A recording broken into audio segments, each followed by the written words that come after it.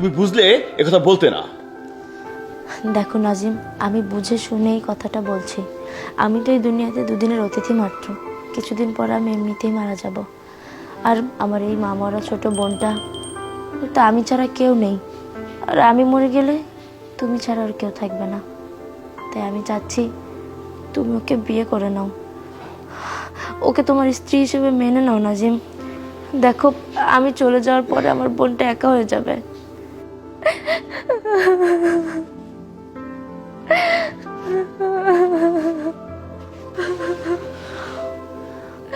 মায়া, বোন আমার, কাঁদিস না।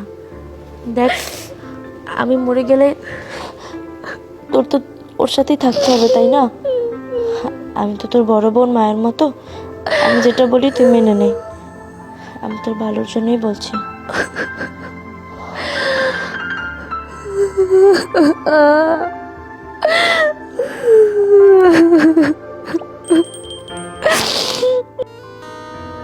দেখি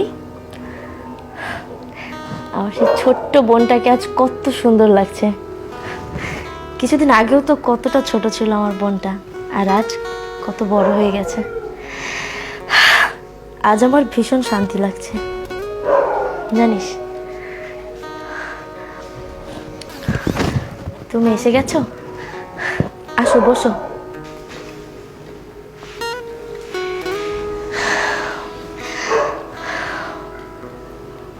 দেখি তোমার হাতটা দাও।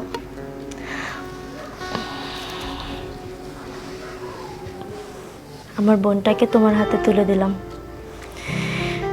ওকে দেখে রেখো।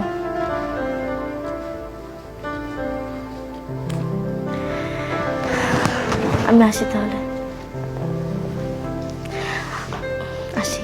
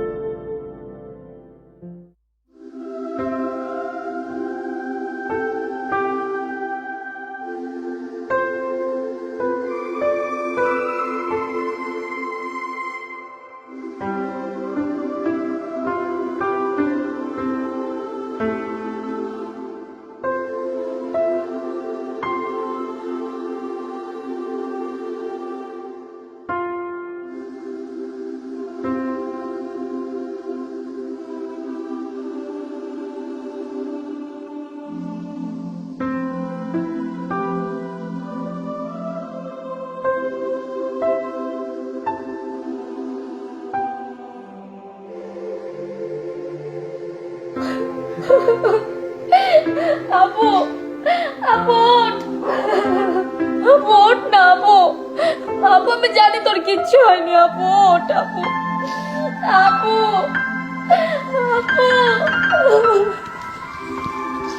আপু ওঠ না, আপু, আপু, আপু।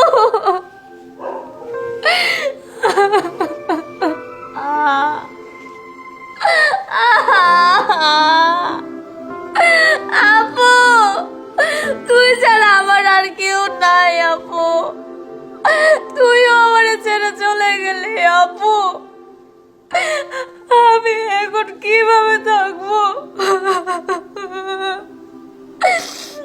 আপু, আপু কথা বল আপু। আমি জানি তোর কিচ্ছু হয়নি আপু, আমি জানি তোর কিচ্ছু হয়নি। আপু ওঠ না, আপু একবার কথা বল। আপু, আপু কথা বল।